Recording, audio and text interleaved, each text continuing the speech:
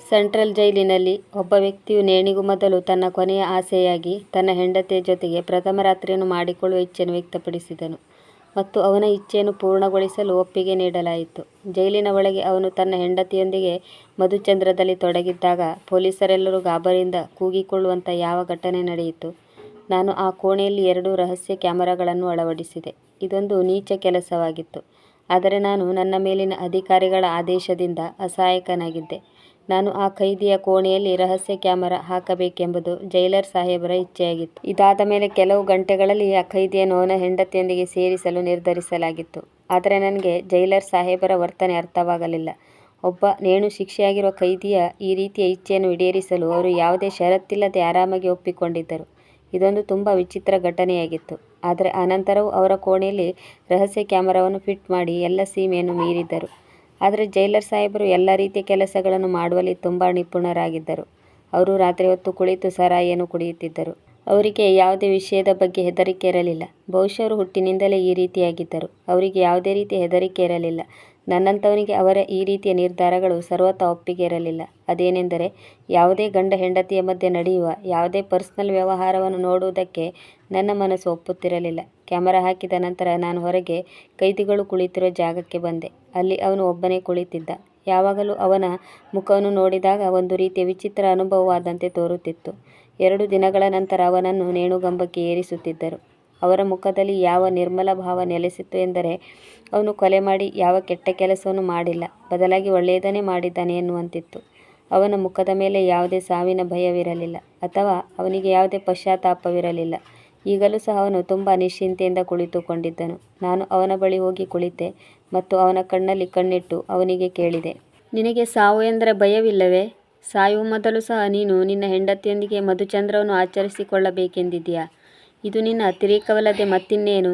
ಇದರ ಬಗ್ಗೆ ನೀನು ನನ್ನನ್ನು ಕೇಳಿದರೆ ನಿನ್ನ ಈ ಇಚ್ಛೆಯಿಂದ ಹಿಂದೆ ಸರಿ, ದೇವರನ್ನು ನೆನೆಸಿಕೊ ಎಂದಾಗ ನನ್ನ ಮಾತಿಗೆ ಅವನು ಯಾವುದೇ ಉತ್ತರವನ್ನು ನೀಡಲಿಲ್ಲ. ನಾನು ಅವನ ಮುಖವನ್ನು ನೋಡುತ್ತಾ ಎದ್ದು ನಿಂತೆ. ನಾನು ಇಲ್ಲಿಯವರೆಗೂ ನೆಮ್ಮದಿಯಿಂದ ಕೂಡಿದ ತೃಪ್ತಿಭಾವದ ಮುಖವನ್ನು ನೋಡಿರಲಿಲ್ಲ. ಆದರೂ ಇದೇ ಮಾತು ನನ್ನ ತಲೆಯಲ್ಲಿ ಪದೇ ಪದೇ ಓಡುತ್ತಿತ್ತು. ಸಾವು ಮುಂದಿದ್ದರೂ ಇಷ್ಟೊಂದು ತೃಪ್ತನಾಗಿ ಹೇಗೆ ಇರಲು ಸಾಧ್ಯ? ಅವನ ಹೆಂಡತಿ ಆ ಖೈದಿಯ ಕೋಣೆಯೊಳಗೆ ಹೋಗುವುದು ನನಗೆ ಇಷ್ಟವಿರಲಿಲ್ಲ. ಆದರೆ ಇದೆಲ್ಲವೂ ನನ್ನ ಕೈಯಲ್ಲಿ ಇರಲಿಲ್ಲ. ಆ ಖೈದಿಗೆ ಕೇವಲ 28 ವರ್ಷವಾಗಿತ್ತು. ಅವನು ತನ್ನ ಜೀವದ ಗೆಳೆಯನನ್ನು ಕೊಲೆ ಮಾಡಿದ್ದಾನೆ. ಆದರೆ ವಿಚಿತ್ರವೇನೆಂದರೆ, ಅವನು ಈ ಕೊಲೆಯನ್ನು ಏಕೆ ಮಾಡಿದ್ದಾನೆಂದು ಯಾರಿಗೂ ಗೊತ್ತಿರಲಿಲ್ಲ. ಅವನು ಸ್ವತಃ ಇದಕ್ಕೆ ಯಾವುದೇ ಕಾರಣ ನೀಡಿರಲಿಲ್ಲ ಮತ್ತು ಪೊಲೀಸರ ಮುಂದೆ ಶರಣಾಗಿ ತಾನೇ ತಪ್ಪು ಒಪ್ಪಿಕೊಂಡಿದ್ದನು. ಆದರೆ ಅವನಿಗೆ ಕೊಲೆ ಮಾಡಿದ ಬಗ್ಗೆ ಕಾರಣವೇನೆಂದು ಕೇಳಿದಾಗ ಅವನು ತನ್ನ ಬಾಯಿಗೆ ಬೀಗ ಹಾಕಿಕೊಂಡಿದ್ದನು. ಕೋರ್ಟಿನಲ್ಲೂ ಸಹ ಅವನು ತಾನೇ ಕೊಲೆಗಾರ ಎಂದು ತಪ್ಪೊಪ್ಪಿಕೊಂಡನು.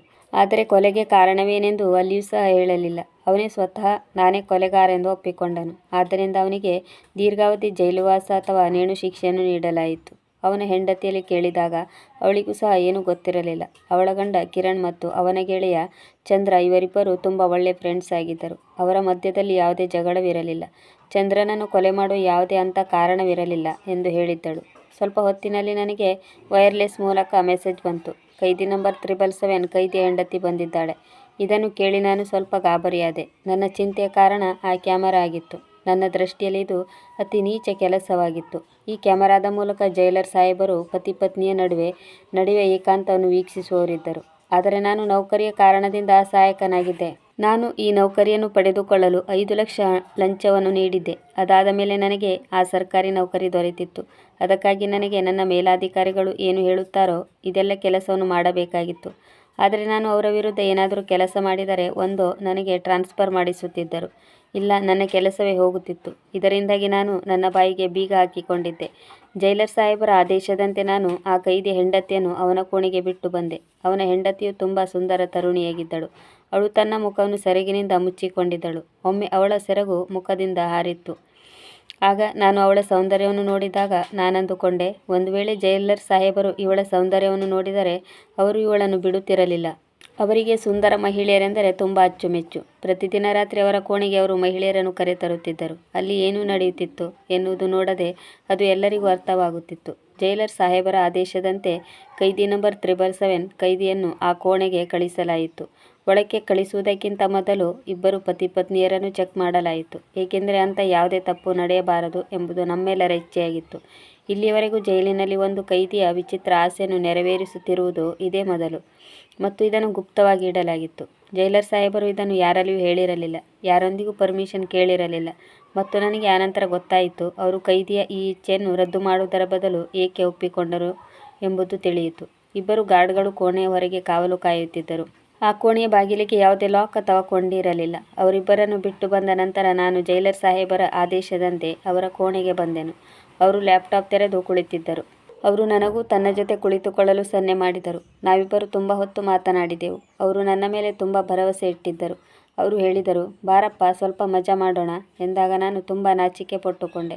ಆಗ ನಾನು ಹೇಳಿದೆ, ಇಲ್ಲ ಸಾಹೇಬ್ರೆ, ನಾನು ಜೈಲಿನಲ್ಲಿ ಒಂದು ರೌಂಡ್ ಹೊಡೆದು ಬರುತ್ತೇನೆ, ನೀವು ಕುಳಿತುಕೊಳ್ಳಿ ಎಂದಾಗ ಅವರು ಒಪ್ಪಲಿಲ್ಲ ಮತ್ತು ಹೇಳಿದರು, ನೀನು ಸಹ ನನ್ನ ಜೊತೆ ಕುಳಿತುಕೋ. ಸಾಯುವ ಮೊದಲು ಆ ಕೈದಿಯ ಕೊನೆಯ ಇಚ್ಛೆ ನನ್ನನ್ನು ಅಸಹಾಯಕನನ್ನಾಗಿ ಮಾಡಿದೆ. ಅಷ್ಟಕ್ಕೂ ಅವನ ಕೊನೆಯ ಆಸೆ ಏನು ಎಂದು ನೋಡೋಣ. ಅದರಲ್ಲೂ ಅವನ ಹೆಂಡತಿಯಲ್ಲಿ ಅಂಥದ್ದೇನಿದೆ? ಸಾಯುವ ಕೊನೆಯ ಕ್ಷಣದಲ್ಲೂ ಅವಳನ್ನು ನೆನಪು ಮಾಡಿಕೊಳ್ಳುತ್ತಾನೆ ಎಂದಾದರೆ ಅವಳಲ್ಲಿ ಅಂಥದ್ದು ಏನೋ ಇರಬೇಕು. ಅವನು ಸಾಯುವುದಕ್ಕೂ ಮೊದಲು ಅವನ ಹೆಂಡತಿ ಅವನ ಜೊತೆ ಇರಬೇಕು. ಅವಳು ಅವನ ಸತ್ತ ನಂತರ ವಿಧವೆಯಾಗುತ್ತಾಳೆ. ಅವಳು ಬಡವಳು. ನಮ್ಮ ಕಡೆಯಿಂದ ಅವಳಿಗೆ ಏನಾದರೂ ಸಹಾಯ ಮಾಡೋಣ. ಇದನ್ನು ಹೇಳುತ್ತಾ ಅವರು ಜೋರಾಗಿ ನಕ್ಕಿದ್ದರು. ಅವರ ಈ ನಗುವಿನಲ್ಲಿ ಅವರ ಕೀಳು ಮಟ್ಟದ ಆಲೋಚನೆ ಎದ್ದು ಕಾಣುತ್ತಿತ್ತು.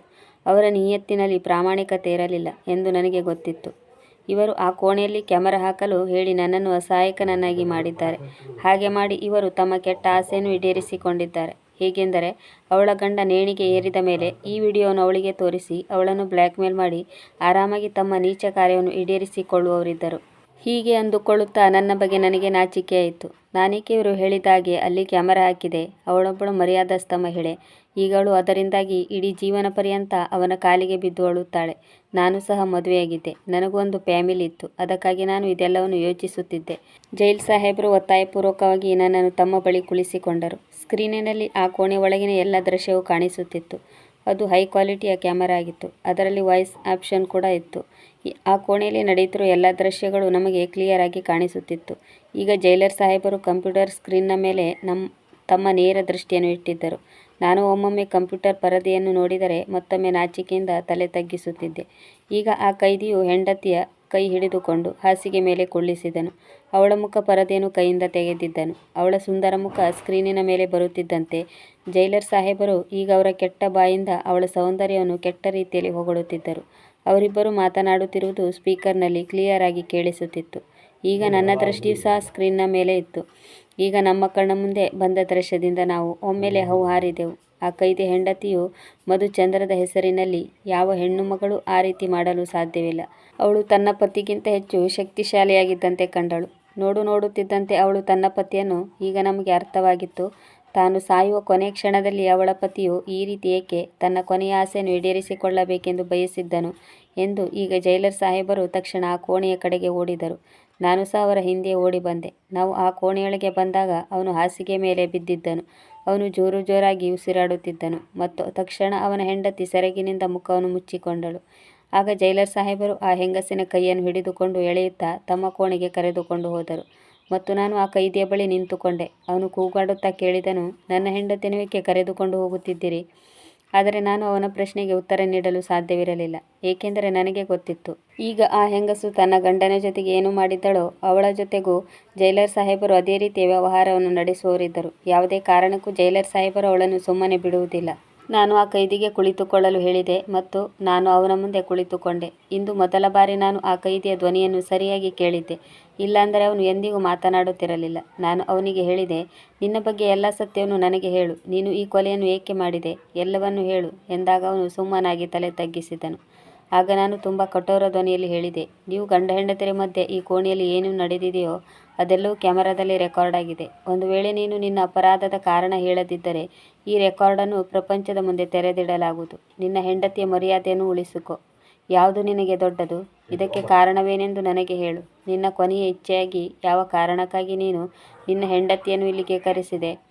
ರೆಕಾರ್ಡ್ನ ಬಗ್ಗೆ ಕೇಳಿದಾಗ ಆ ಕೈದಿಯ ಮುಖದಲ್ಲಿ ಒಂದು ವಿಚಿತ್ರ ರೀತಿಯ ಕಳವಳ ಮೂಡಿತ್ತು. ಅವನು ಕ್ರಮೇಣ ಅವನ ಎಲ್ಲ ಕಥೆಯನ್ನು ಹೇಳಲು ಶುರು ಮಾಡಿದನು. ಅವನ ಹೆಸರು ಕಿರಣ್ ಆಗಿತ್ತು. ಚಿಕ್ಕವರಿದ್ದಾಗಿಂದಲೂ ಅವನು ಮತ್ತು ಚಂದ್ರ ಇಬ್ಬರು ಒಳ್ಳೆಯ ಗೆಳೆಯರಾಗಿದ್ದರು. ಅವನ ಗೆಳೆಯನೇ ಅವನಿಗೆ ಜೀವವಾಗಿದ್ದ. ತನ್ನ ಗೆಳೆಯನನ್ನು ಬಿಟ್ಟು ಯಾವುದೇ ಕೆಲಸವನ್ನು ಮಾಡುತ್ತಿರಲಿಲ್ಲ. ಇಬ್ಬರು ಗೆಳೆಯರು ಕೇವಲ ಶಿಕ್ಷಣ ಮಾತ್ರ ಒಂದೇ ಕಡೆ ಮುಗಿಸಿದ್ದಲ್ಲದೆ ಬದಲಾಗಿ ನೌಕರಿಯನ್ನು ಸಹ ಒಂದೇ ಕಡೆ ಪಡೆದುಕೊಂಡಿದ್ದರು.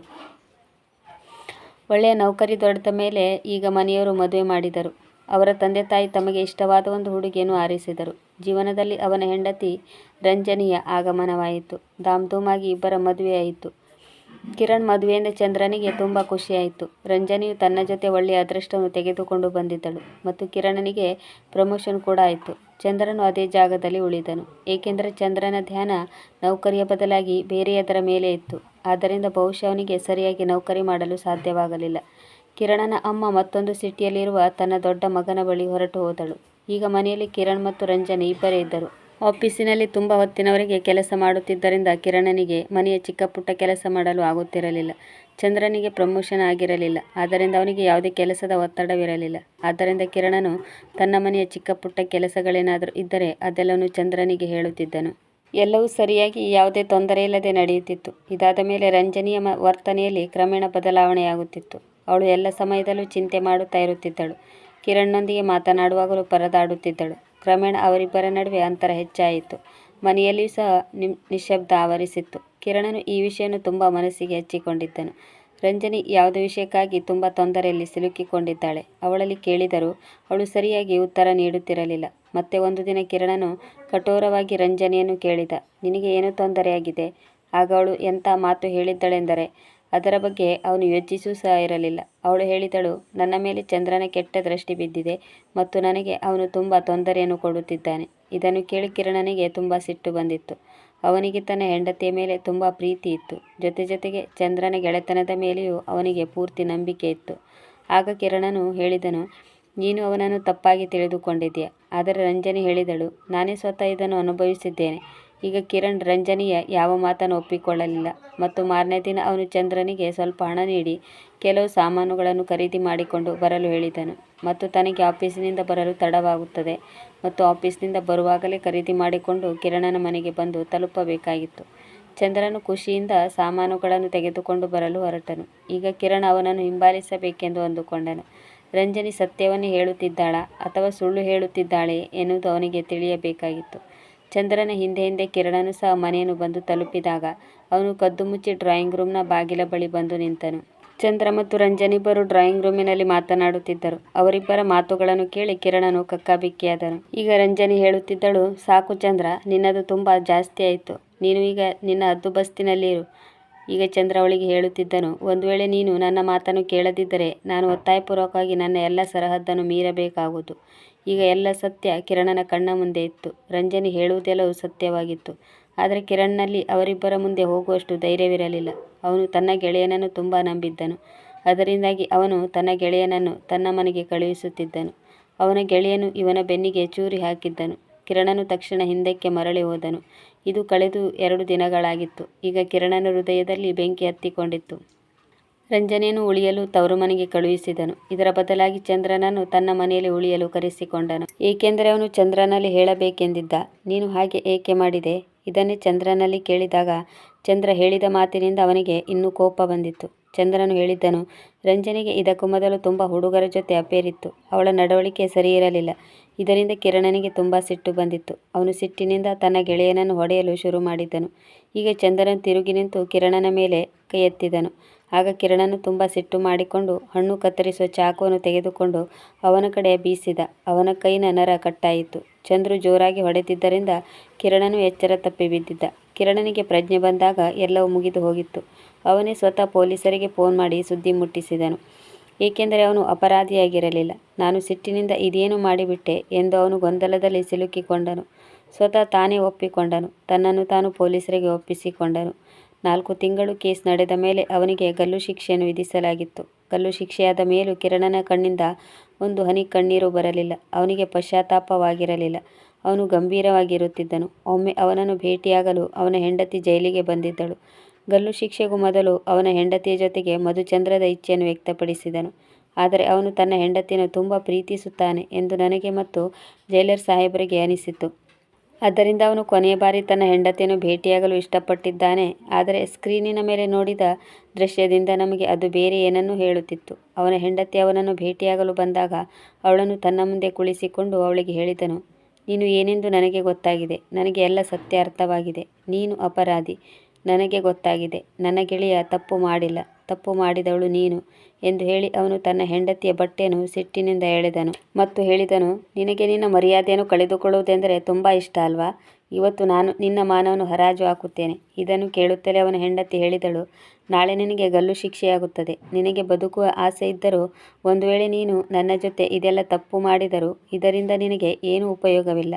ನನಗೆ ನಿನಗಿಂತಲೂ ಹೆಚ್ಚು ನಿನ್ನ ಗೆಳೆಯ ಇಷ್ಟವಾಗಿದ್ದ, ಇದಂತೂ ಸತ್ಯ. ಆದ್ದರಿಂದ ನಾನು ಅವನನ್ನು ಒಲಿಸಿಕೊಳ್ಳತೊಡಗಿದೆ. ನಾನು ಯಾವಾಗಲೂ ಅವನನ್ನು ನನ್ನ ಬಳಿ ಕರೆಯುತ್ತಿದ್ದೆ, ಆದರೆ ಪ್ರತಿ ಬಾರಿಯೂ ಅವನು ನಮ್ಮಿಬ್ಬರ ಮಧ್ಯದಲ್ಲಿ ನಿಮ್ಮಿಬ್ಬರ ಗೆಳೆತನವನ್ನು ತಂದಿಡುತ್ತಿದ್ದ ಮತ್ತು ಹೇಳುತ್ತಿದ್ದನು, ನಾನು ನನ್ನ ಗೆಳೆಯನಿಗೆ ಯಾವುದೇ ಮೋಸ ಮಾಡಲು ಬಯಸುವುದಿಲ್ಲ. ಅವನು ನಿನಗೆ ನಾನೇನೆಂದು ಹೇಳಲು ಬಯಸಿದ್ದನು. ಅದೇನೆಂದರೆ, ನನಗೆ ತುಂಬ ಜನ ಹುಡುಗರ ಜೊತೆಗೆ ಅಕ್ರಮ ಸಂಬಂಧವಿತ್ತು. ಆದ್ದರಿಂದ ನಾನು ಹೆದರಿಕೊಂಡು ನಿನಗೆ ಅವನ ಬಗ್ಗೆ ಕೆಟ್ಟದಾಗಿ ಹೇಳಿದೆ, ಏಕೆಂದರೆ ಅವನು ಏನಾದರೂ ಹೇಳಿದರೂ ನೀನು ನಂಬಬಾರದು ಎಂದು ಮತ್ತು ನೀನು ಅವನಿಂದ ದೂರವಿರಬೇಕೆಂದು ನಾನು ಬಯಸಿದ್ದೆ. ನನ್ನ ಸತ್ಯ ನಿನಗೆ ತಿಳಿಯಬಾರದು ಮತ್ತು ನೀವಿಬ್ಬರು ದೂರವಾದರೆ ನನಗೆ ಚಂದ್ರನನ್ನು ನನ್ನ ಕಡೆ ಸೆಳೆಯುವುದು ಸಹ ಸುಲಭವಾಗುತ್ತಿತ್ತು. ಇದನ್ನು ಕೇಳುತ್ತಲೇ ಕಿರಣನು ಅವನ ಹೆಂಡತಿಯ ಮೇಲೆ ದಾಳಿ ಮಾಡಿದ್ದನು. ಬದಲಾಗಿ ರಂಜನಿಯು ಅದಕ್ಕೂ ಮೊದಲೇ ಅವನ ಮೇಲೇರಿ ಹೋಗಿ ಅವನನ್ನು ತಳ್ಳಿ ಕಿರಣನಿಗೆ ಹೊಡೆಯಲು ಶುರು ಮಾಡಿದ್ದಳು. ಅವಳು ಕಿರಣನಿಗಿಂತ ಹೆಚ್ಚು ಶಕ್ತಿವಂತಳಾಗಿದ್ದಳು. ಇದನ್ನೆಲ್ಲ ನೋಡುತ್ತಿದ್ದ ನಾನು ಮತ್ತು ಜೈಲರ್ ಸಾಹೇಬರು ಓಡುತ್ತಾ ಕೋಣೆಯ ಕಡೆ ಬಂದಿದ್ದೆವು. ಈಗ ನನಗೆ ಎಲ್ಲ ಸತ್ಯವೂ ತಿಳಿದಿತ್ತು. ಆಗ ನಾನು ಮತ್ತೆ ಅವನಿಗೆ ಕೇಳಿದೆ, ನೀನು ನಿನ್ನ ಹೆಂಡತಿಯನ್ನು ಇಲ್ಲಿಗೇಕೆ ಕರೆಸಿದೆ? ಇದನ್ನು ಕೇಳಿ ಅವನು ಹೇಳಿದ, ಆ ಸಮಯದಲ್ಲಿ ನಾನು ಅವಳು ಹೇಳಿದ ಕಟ್ಟು ಕಥೆಯನ್ನು ನಂಬಿ ನನ್ನ ಗೆಳೆಯನನ್ನು ಕೊಲೆ ಮಾಡಿದೆ. ಆದರೆ ನನ್ನ ಹೆಂಡತಿ ನನ್ನನ್ನು ಭೇಟಿ ಮಾಡಲು ಬಂದಾಗ ಅವಳು ಹೇಳಿದ ಮಾತುಗಳಿಂದ ನನಗೆ ಎಲ್ಲವೂ ಅರ್ಥವಾಗಿತ್ತು. ಇದೆಲ್ಲದಕ್ಕೂ ಕಾರಣ ನನ್ನ ಹೆಂಡತಿ ಎಂದು ನನಗೆ ತಿಳಿಯಿತು.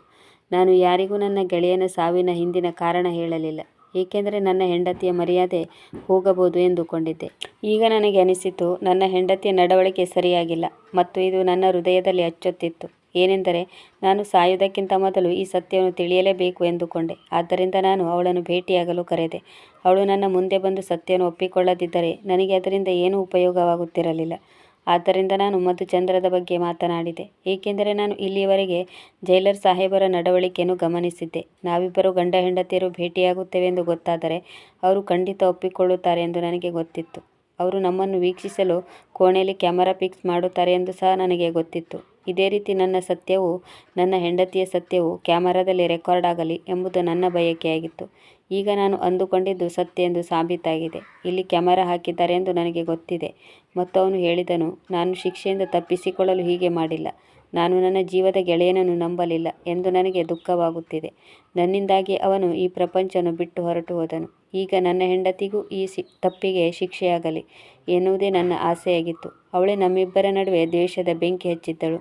ಅವನ ಮಾತು ಕೇಳಿ ನಾನು ತುಂಬ ಆಶ್ಚರ್ಯಚಕಿತನಾದೆ. ಅವನು ತುಂಬ ಚಾಲಾಕಿಯಾಗಿದ್ದನು. ಜೈಲರ್ ಸಾಹೇಬರ ನಡವಳಿಕೆಯನ್ನು ಅರಿತೇ ಇವನು ಇದೆಲ್ಲ ಆಟವನ್ನು ಆಡಿದನು. ಇದರಲ್ಲಿ ಅವನು ಯಶಸ್ವಿಯೂ ಆದನು. ಅವನ ಹೆಂಡತಿಯ ಅಸಲಿ ಮುಖ ಕ್ಯಾಮರಾದಲ್ಲಿ ರೆಕಾರ್ಡ್ ಆಗಿತ್ತು. ಈಗ ಅವನ ಹೆಂಡತಿಗೂ ಸಹ ಶಿಕ್ಷೆ ನೀಡಬಹುದಾಗಿತ್ತು. ಆದರೆ ಇದೆಲ್ಲವೂ ಜೈಲರ್ ಸಾಹೇಬರ ಕೈಯಲ್ಲಿತ್ತು. ನಾನು ಕೈದಿ ನಂಬರ್ 777 ಇವನನ್ನು ಅವನ ಕೋಣೆಗೆ ಕಳುಹಿಸಿದೆ. ಮಾರನೇ ದಿನ ಅವನಿಗೆ ಗಲ್ಲು ಶಿಕ್ಷೆಯಾಗುವುದರಲ್ಲಿ ಇತ್ತು. ಮರಳಿ ನಾನು ಜೈಲರ್ ಸಾಹೇಬರ ಕೋಣೆಗೆ ಬಂದು ತಲುಪಿದಾಗ ಅವರ ಕೋಣೆಯ ಬಾಗಿಲು ಬಂದಾಗಿತ್ತು. ಅವರು ಅಷ್ಟೊಂದು ಸುಲಭವಾಗಿ ಆ ಹೆಂಗಸನ್ನು ಬಿಡುವ ಹಾಗೆ ಕಾಣಲಿಲ್ಲ. ನಾನು ಸುಮ್ಮನಾಗಿ ಅಲ್ಲಿಂದ ಜೈಲಿನ ರೌಂಡಿಗೆ ಹೊರಟು ಬಂದೆ. ಈಗ ನಾನು ಯೋಚಿಸುತ್ತಿದ್ದೆ, ಈ ಒಂದು ಹೆಣ್ಣು ಎಷ್ಟೊಂದು ಜನರ ಜೀವನವನ್ನು ಹಾಳು ಮಾಡಬಹುದು. ಇಲ್ಲಿಯವರೆಗೆ ರಂಜನಿಯು ಎಷ್ಟು ಜನರ ಜೀವನವನ್ನು ಹಾಳು ಮಾಡಿದ್ದಾಳೋ. ಕೊನೆಗೂ ಅವಳು ತನ್ನ ಗಂಡನಿಗೆ ಶಿಕ್ಷೆಯನ್ನು ಕೊಡಿಸುವಲ್ಲಿ ಸಫಲಳಾದಳು. ಇದೆಲ್ಲವನ್ನು ಮಾಡಿದ ಮೇಲೆ ಅವಳು ಬಚಾವಾಗಲು ಸಾಧ್ಯವಾಗಲಿಲ್ಲ. ಈಗ ಜೈಲರ್ ಸಾಹೇಬರು ಎಲ್ಲಿಯವರೆಗೆ ಅವಳ ಮೇಲೆ ಕಣ್ಣಿಡುತ್ತಾರೋ ಗೊತ್ತಿಲ್ಲ. ಬಹುಶಃ ಅವಳು ಇಲ್ಲಿಗೆ ಬರುವ ಹೆಂಗಸರಲ್ಲಿ ಶಾಮೀಲಾಗುತ್ತಾಳೆ. ಜೈಲಿನಲ್ಲಿ ನೌಕರಿ ಮಾಡುತ್ತಾ ನಾನು ಒಂದು ವಿಷಯ ಚೆನ್ನಾಗಿ ತಿಳಿದುಕೊಂಡಿದ್ದೆ. ಎಲ್ಲ ಅಪರಾಧಗಳು ಸತ್ಯವನ್ನು ತಿಳಿದುಕೊಳ್ಳದೆ ಯಾರು ಹೇಳಿದ ಮಾತುಗಳನ್ನು ಕೇಳಿ ನಡೆಯುತ್ತಿದ್ದವು. ಅದರಿಂದ ಯಾವುದಾದರೂ ಹೆಜ್ಜೆಯನ್ನು ಇಡುವ ಮೊದಲು ಮನುಷ್ಯನು ಮೊದಲು ಸತ್ಯವನ್ನು ತಿಳಿದುಕೊಳ್ಳಬೇಕು ಎಂದು ಹೇಳಲು ನಾನು ಇಷ್ಟಪಡುತ್ತೇನೆ.